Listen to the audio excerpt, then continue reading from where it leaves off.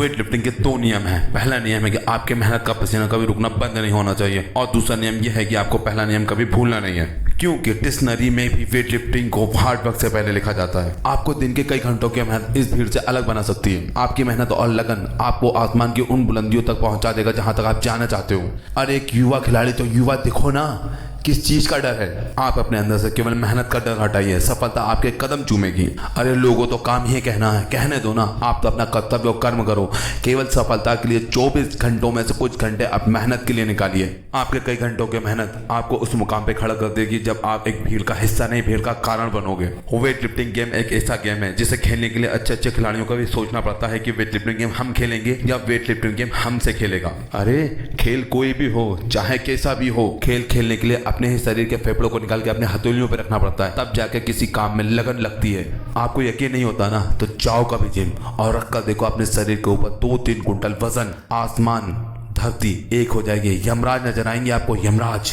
जब आप अपने शरीर पे 200-300 किलो वजन रखोगे ना, तो ऐसा लगेगा आपके कान से चिड़िया निकल गई और आंखों के सामने सितारे नजर आएंगे। आपकी सोच उस वजन को उठाने के लिए होती है और हमारा जिक्र उस वजन से लड़ने का। जब ये वजन अपने कंधों पे रखते हैं ना, तो आप याद आते हैं हमें अपने गुरुओं के वचन। ये सैकड़ों किलो वजन को सैकड़ों बार उठाते हैं, तब जाके सफलता हमारे कदमों में आती है। और आप सोचते हो कि ये वजन उठा कैसे लेते हैं?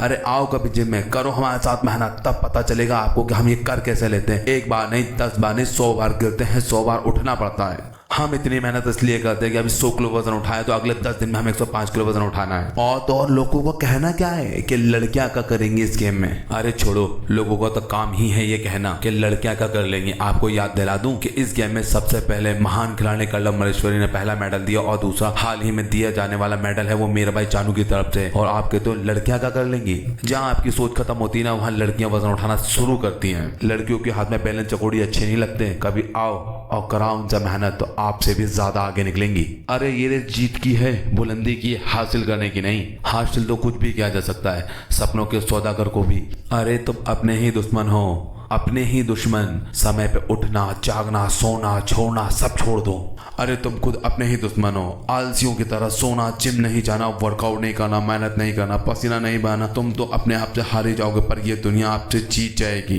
मेहनत का मतलब ये नहीं कि मुझे अच्छा दिखना है, मेहनत का मतलब ये है कि मुझे कल से ज्यादा मजबूत बनना है। आज की मेहनत मुझे कल रंग लाएगी। अरे खुद के नियम बनाओ, उठो, भागो, जागो, मेहनत करो, अपने खून को पसीने की तरह बहाओ। रोज यही रिपीट करना चाहिए। इसके बाद आप देखना कि आपका मनोबल और आत्मविश्वास साथ में आसमान पर होगा। अरे ये कोई मजाक नहीं।